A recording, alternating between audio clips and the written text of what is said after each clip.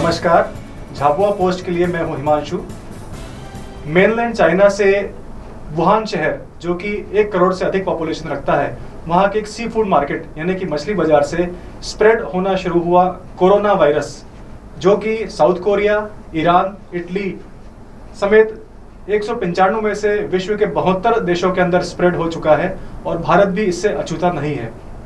आज हमारे साथ स्टूडियो में मौजूद है हमारे क्षेत्र के विख्यात आयुर्वेदिक विशेषज्ञ डॉक्टर दीपेश टेलर, जिनसे हम ये जानने की कोशिश करेंगे कि आखिर ये कोरोना वायरस होता क्या है और इस वायरस से हमें बचाव के या प्रिकॉशंस के क्या क्या सावधानी हम रख सकते हैं। डॉक्टर साहब, आपका स्टूडियो में आने के लिए बहुत बहुत धन्यवाद जी। हम दर्शकों को सबसे पहले ये बताना चाहेंगे कि कोरोना जो वर्ड यूज़ किया गया कोरोना वायरस में, आखिर ये कोरोना वायरस होता क्या है? सबसे पहले तो झाबुआ पोस्ट के सभी व्यूअर्स को मेरा नमस्ते। और जो कोरोना नाम आया है वो एक क्राउन शेप होता है या मुकुट जिस तरह से होता है, उस तरह से जैसे हम उस वायरस को देखते हैं माइक्रोस्कोप में तो उसका आकार उस तरह से दिखाई देता है, इसलिए इसका नाम कोरोना वायरस दिया है। सबसे पहले तो ये है। उसके बाद क्या होता है कि क्योंकि एकदम नया वायरस है इसलिए इसको नाम दिया है NCOV या नोवेल कोरोना वायरस। नोवेल का मतलब होता है नया, और इससे जो बीमारी होती है इसे नाम दिया है कोविड-19 COVID। कोविड का मतलब होता है कोरोना वायरस डिसीज़ 2019, क्योंकि इसका पता हमें 2019 दिसंबर में पता चला है, इसलिए इसे ये नाम दिया गया है। सर, ग्लोबली इसका हम इम्पैक्ट देखें तो वर्ल्ड हेल्थ ऑर्गेनाइजेशन जो WHO है, उन्होंने इसे ग्लोबल हेल्थ इमरजेंसी का नाम दिया है और ये वायरस बेसिकली नॉनवेज से इमर्ज हुआ है। तो नॉनवेज खाने वालों के लिए आप किस तरीके से हम इसे देखेंगे? सबसे पहले तो मैं बताना चाहूँगा कि जितने भी अभी तक वायरस डिटेक्ट हुए हैं वो कहीं ना कहीं से एनिमल्स के द्वारा ही इंसान में फैले हैं। तो नॉनवेज खाने वालों के लिए सबसे पहले मेरी सलाह है कि वो नॉनवेज खाना अभी बंद कर दे, ताकि क्या है कि ये वायरस ज़्यादा से ज़्यादा फैल नहीं सके, इससे बचाव हो सके। सर, ये वायरस जैसे किसी को हो जाए तो उसके क्या लक्षण होते हैं? सबसे पहले तो लक्षणों में जैसे होता है कि हमारा सामान्य सर्दी जुकाम के लक्षण होते हैं, जैसे नाक से पानी आना, छींके आना, सिर दर्द होना, सांस लेने में तकलीफ आना और गले में दर्द या गले में इन्फेक्शन होना। यही लक्षण कोरोना वायरस के होते हैं।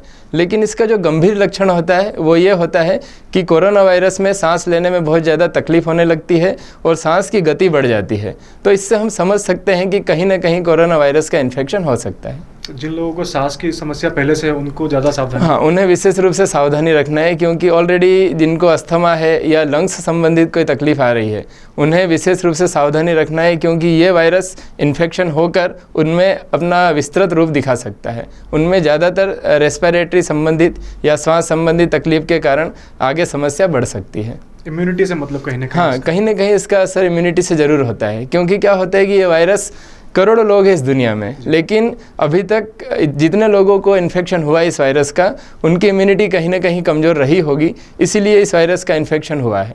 और इससे बचाव भी हम यही कर सकते हैं कि हमारा इम्यूनिटी पावर इतना बढ़ा लिया जाए ताकि इस वायरस का इन्फेक्शन हमको नहीं हो सके। ये वायरस किस पे अटैक करता है? बच्चों पर, बड़ों पर, महिलाओं में, ऐसा कुछ? सबसे पहले तो देखिए, ये वायरस जो है जिनकी इम्यूनिटी पावर वीक होती है उन पर सबसे पहले अपना अटैक करता है।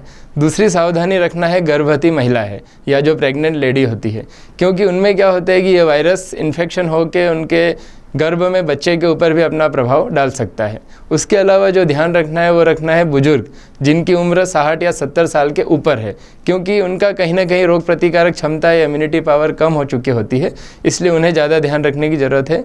और तीसरे नंबर पर जो आते हैं ऐसे व्यक्ति जिन्हें पहले से ही कोई गंभीर बीमारी है, जैसे कैंसर हुआ या हार्ट संबंधी तकलीफ हुई या उसके अलावा फेफड़ों संबंधित कोई बीमारी है, तो ऐसे व्यक्तियों को ज़्यादातर अपना ध्यान रखना है और इससे बचाव करके चलना है।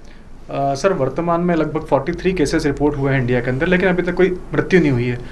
तो जैसे पहले भी स्वाइन फ्लू और अलग अलग वायरसेस आते रहे, तो उससे हम अगर कोरोना को कंपेयर करके देखें तो हम वो कहाँ स्टैंड करता है? देखिए, सबसे पहले तो ये जो कोरोना वायरस है उसका हम लोग जब मोर्टेलिटी रेट या मृत्यु दर देखते हैं तो 2% के आसपास है, जबकि इसके पहले जितने वायरस आए थे, जैसे इबोला आया था, स्वाइन फ्लू आया था, स्वाइन फ्लू की मृत्यु दर या मोर्टिलिटी रेट लगभग 5% के आसपास थी।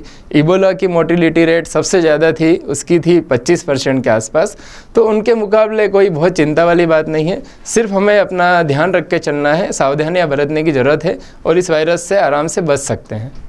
सर ये भी देखने में आया है कि कोरोना से बचाव के नाम पे मार्केट में अलग अलग प्रकार के मास्क मिल रहे हैं। जो कहीं मास्क 10 रुपए का है, कोई 100 रुपए का है, तो हज़ारों रुपए तक भी मास्क है। तो मास्क किस हद तक हमें उससे बचा सकता है? देखिए, मास्क का जब हम लोग प्रयोग करते हैं तो उससे ये नहीं है कि 100% सिक्योरिटी या सुरक्षा मिल जाएगी। मास्क कुछ हद तक ज़रूर हमें सुरक्षा प्रदान करते हैं। सुरक्षा यदि हमें चाहिए और 100% सुरक्षा चाहिए तो कम से कम अपने हैंड वॉश बहुत अच्छे से करना है। इनका भी एक तरीका होता है हैंड वॉश करने का, एक स्टेप होती है, क्योंकि जनरली हम लोग हैंड वॉश जब करते हैं तब हमारे हाथ अच्छे से साफ़ नहीं हो पाते हैं। तो इनका तरीका ये होता है कि 6 या 7 स्टेप्स होती है, वो मैं बता देता हूँ किस तरह से कर सकते हैं। सबसे पहले तो नॉर्मली जो हम लोग करते हैं इस तरह से अपनी हथेलियों को साफ़ करना है। फिर जो हमारी फिंगर्स होती है उंगलियों के बीच इस तरह से हमें साफ़ करना है, ये इस तरह से दोनों हाथों में। उसके बाद जो अंगूठे और उंगली के बीच का गैप है इस तरह से हमें साफ़ करना है, ताकि यहाँ पर कोई वायरस या इन्फेक्शन हो तो वो क्लियर हो सके। उसके अलावा हमारे नेल्स अच्छे से इस तरह से साफ़ करना है, यहाँ से और फिर इस तरह से। उसके बाद जो हमारा हैंड होता है उसके बैक में या पीछे की साइड में इस तरह से साफ़ करना है, और उसके बाद अच्छे से अपने हैंड वॉश कर लेना है। तो 20 सेकंड का टाइम लगता है हैंड वॉश करने में। तो यदि इस तरह से हमने हैंड वॉश किए तो वायरस के इन्फेक्शन से काफ़ी हद तक बचाव हो सकता है। और सर भोजन में मतलब ठंडा या गर्म किस प्रकार का भोजन हमें लेना चाहिए? देखिए, ऐसा बोला जाता है कि ये जो वायरस है कोरोना वायरस, वो गर्म जगह पर या जब टेम्परेचर 35 से ज़्यादा होता है तो इसका इन्फेक्शन कम देखा गया है। तो जहाँ तक हो सके हमें ठंडी चीज़ें, आइसक्रीम है, कोल्ड ड्रिंक्स है, इन सब चीज़ों को अभी अवॉइड करना है और कोशिश करना है कि हमें ऐसा भोजन लेना है ताकि जिससे हमारी इम्यूनिटी अच्छी स्ट्रॉन्ग हो सके या मजबूत हो सके, ताकि ये वायरस हमें इन्फेक्टेड नहीं करें। सर एक और प्रश्न आता है कि जैसे भारत की जनसंख्या 135 करोड़ से भी ज़्यादा है, लेकिन दूसरे जो छोटे देश हैं जहाँ पे जनसंख्या कम है वहाँ पे कोरोना के बहुत ज़्यादा केसेस हैं, जबकि भारत में इसके केस बहुत कम है और इससे होने वाली मृत्यु तो भारत में भी एक भी नहीं है। तो ऐसा क्या मतलब वातावरण में बदलाव है या किस प्रकार से? देखिए, सबसे बड़ा है भारत की विविधता। यहाँ पर क्या होता है कि भारत में अलग अलग तरह का भोजन मिलता है, अलग अलग तरह का एटमॉस्फेयर होता है, वातावरण भी अलग तरह का होता है। तो यहाँ के हमारे जो भारतीय लोग हैं उनकी रोग प्रतिकारक क्षमता, इम्यूनिटी पावर काफ़ी हद तक अच्छी हो चुकी होती है। इसलिए अभी तक सिर्फ हमें 40 केस देखने को मिले हैं कोरोना वायरस के। और यदि हम बचाव करें, सिर्फ सावधानी रखें, तो कोरोना वायरस भारत में आके स्टॉप हो सकता है, वो आगे नहीं बढ़ेगा। सर जैसे बहुत सारे लोगों को जैसे डायबिटीज़ की प्रॉब्लम रहती है, ब्लड प्रेशर की प्रॉब्लम रहती है, तो उनके लिए कोई विशेष सावधानियाँ? डायबिटीज़, ब्लड प्रेशर के लिए बस सिर्फ यही सावधानी रखना है कि जहाँ तक हो सके आप जब बाहर जाएं तो कुछ ना कुछ मास्क लगाकर, या मास्क नहीं भी हो तो अपना टिश्यू पेपर या रुमाल का उपयोग करें ताकि बाहर से कोई इन्फेक्शन आपको नहीं लग सके। उसके अलावा अपने हैंड वॉश जिस तरह से मैंने बताया वो खास ध्यान रखना है आपको। और उसके अलावा यदि कोई पर्सन है जिसको इन्फेक्शन है, ऑलरेडी सर्दी ज़ुकाम है, तो उससे कम 3 फीट की दूरी बनाए रखें ताकि वो इन्फेक्शन डायरेक्ट हम तक नहीं पहुँच सके।